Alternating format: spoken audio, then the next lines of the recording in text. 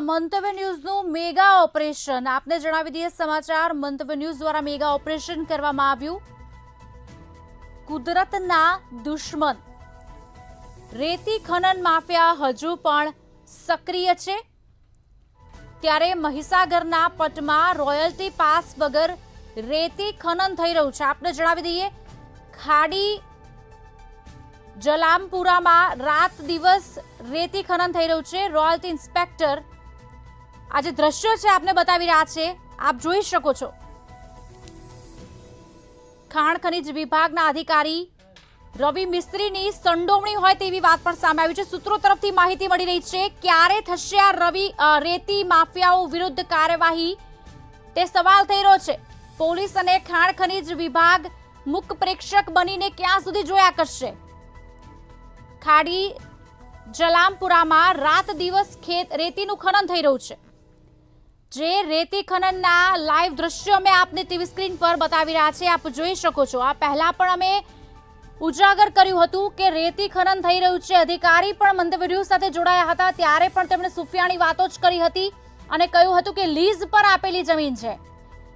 પણ હવે બીજી એક વાત સામે આવી છે। મહીસાગરના પટમાં રોયલ્ટી પાસ વગર રેતી ખનન કરવામાં આવી રહ્યું છે। હવે આનો જવાબ કોણ આપશે?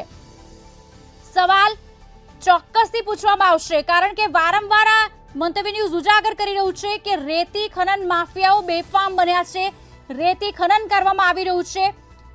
સામેથી એવા જવાબ મળી રહ્યા છે કે લીઝ પર આપેલું છે, નામ તૈયાર છે, મોઢે નથી, કાલે કહીશું આપને, પણ કોઈ જવાબ મળતા નથી। ત્યારે ફરી એક વખત આપને અમે લાઈવ દ્રશ્યો બતાવી રહ્યા છે। રોયલ પાસ વગર રેતી ખનન થઈ રહ્યું છે। હવે કોણ જવાબ આપશે, કોણ જવાબદારી લેશે આ ઘટનાની? ખાડી જલામપુરામાં રાત દિવસ આ રેતી ખનન થઈ રહ્યું છે। આપને દ્રશ્યો અમે બતાવી રહ્યા છે ટીવી સ્ક્રીન પર, આપ જોઈ શકો છો દ્રશ્યો, કેટલી હદ સુધી આ લોકો બેફામ બન્યા છે। મંતવ્ય ન્યૂઝનું મેગા ઓપરેશન, આ રેતી ખનન માફિયા જે દુશ્મન છે કુદરતના, હજુ પણ તેઓ સક્રિય છે અને રોયલ્ટી પાસ વગર રેતી ખનન કરી રહ્યા છે। રેતી ખનન હજુ પણ રેતી ખનન ચાલુ છે। મંતવ્ય ન્યૂઝ છેલ્લા 2 દિવસથી અહેવાલ બતાવી રહ્યો છે કે રવિ મિસ્ત્રીના રાજમાં મા મહીસાગરનું ચીરહરણ થઈ રહ્યું છે। આપ સ્ક્રીન પર જોઈ રહ્યા છો એમ આ સાવલીનું જાલમપુરા છે,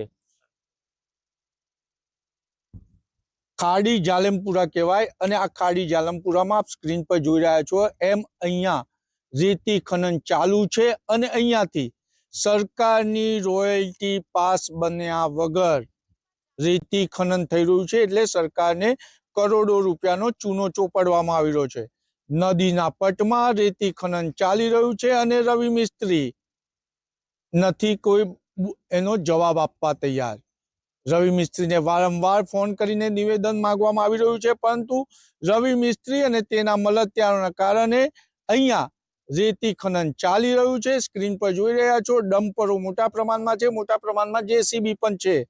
રેતી ખનન ચાલી રહ્યું છે, રોયલ્ટી પાસનું કોઈ ચેકિંગ નથી કરી રહ્યું અને હાલ પણ રેતી ખનન ચાલુ છે। હવે આનો જવાબ તો ખાણ ખનીજ મંત્રી અને ગુજરાત સરકારે જ આપવો રહ્યો કે સરકારની તિજોરી લૂંટનાર રવિ મિસ્ત્રી અને તેના મળતિયાઓ સામે ક્યારે પગલાં લેવામાં આવશે।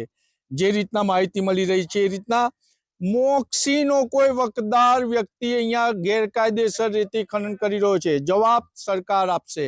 કેમેરામેન કેતન સિંધે સાથે નિલેશ બ્રહ્મભટ્ટ, મંતવ્ય ન્યૂઝ, વડોદરા। તો ગેરકાયદેસર રેતી ખનન થઈ રહ્યું છે।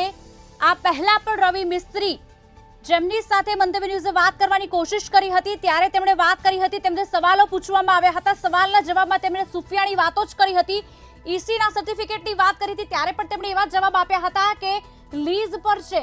જવાબ હજી પણ અધૂરો હતો। ત્યારે B1 B2 ની વાતો કરી હતી। મેં સવાલ પણ પૂછ્યા હતા કે પેરામીટર્સ અમુક નક્કી કરવામાં આવેલા હોય છે, અમુક સમય નિશ્ચિત હોય છે, શું આ તમામમાંથી પસાર થયેલા છે?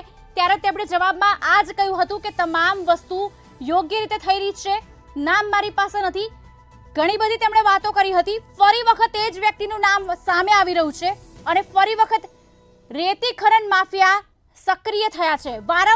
વારંવાર એકની એક જ વસ્તુ સામે આવી રહી છે. રોકવાની કોશિશ ચોક્કસથી કરવામાં આવી રહ્યું છે, પણ જવાબ આપવા હવે કોઈ તૈયાર નથી. અને કેમ પોલીસ અને ખાણ ખનિજ વિભાગ મૂક પ્રેક્ષક બનીને આ તમામ ઘટના જે જોઈ રહી છે તે એક સવાલ થઈ રહ્યો છે. કારણ કે પાણીજન્ય જળચર પ્રાણીઓ છે તેમને નુકસાન થઈ રહ્યું છે. પુલ બાંધેલો છે, તેની આજુબાજુમાંથી જો માટી કાઢી લેવામાં આવશે તો ક્યાંક પુલ પણ તહેસ નહેસ થઈ શકે છે, પર્યાવરણને પણ નુકસાન થઈ શકે છે. સર્ટિફિકેટ ઘણા લેવાના નીકળતા હોય છે. તે તમામ હવે છે કે નહીં તે એક સવાલ, પણ અત્યારે સવાલ એ થઈ રહ્યો છે કે ગેરકાયદેસર રેતી ખનન કરવામાં આવી રહ્યું છે. કોના આશીર્વાદથી, કોની શહેશરમથી આ ઘટનાને અંજામ આપવામાં આવી રહ્યા છે? વારંવાર મંતવ્ય ન્યૂઝ બતાવવાની કોશિશ કરી રહ્યું છે, આ ઘટનાઓને ઉજાગર કરવાની કોશિશ કરી રહ્યું છે, પણ કેમ તંત્ર આંખ આડા કાન કરી રહ્યું છે તે એક સવાલ થઈ રહ્યો છે.